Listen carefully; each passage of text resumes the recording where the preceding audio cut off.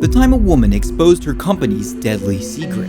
This is Grace Fryer, and in 1917, she works in a factory as a dial painter. Her job is painting the tiny numbers on watches, specifically with glow-in-the-dark paint. And that paint is made from radium. But the company that owns the factory swears it's totally safe. So the women are taught to lip point their brushes, putting them in their mouths to create a tip and then dipping them into the radium before repeating the process. And at first, everything's fine.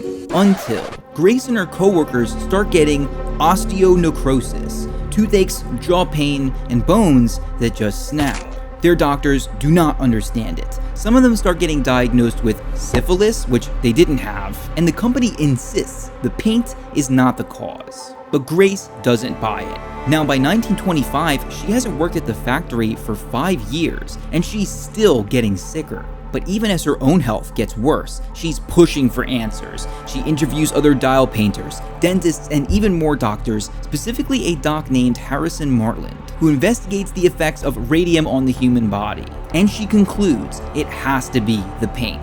And now she has a case for a major lawsuit, but the problem is no lawyer will take the case. These guys are way too scared to take on the US Radium Corporation. The company had really deep pockets, and Grace and her coworkers are not rich. But finally, she and other activists are able to convince a lawyer named Raymond Berry to take the case. And by 1927, she and 4 other women have sued US Radium Corp. The press calls them the Radium Girls, and they have a really solid case. They bring in scientific experts that show radium causes bone disease, and autopsies showing that radium was inside of their skeletons, like glowing. But the company fights back hard. They attack the girls' credibility, gross, they try to delay the trial, and all the while the girls are just getting sicker and sicker. But Grace refuses to back down, and the Radium Girls win the lawsuit.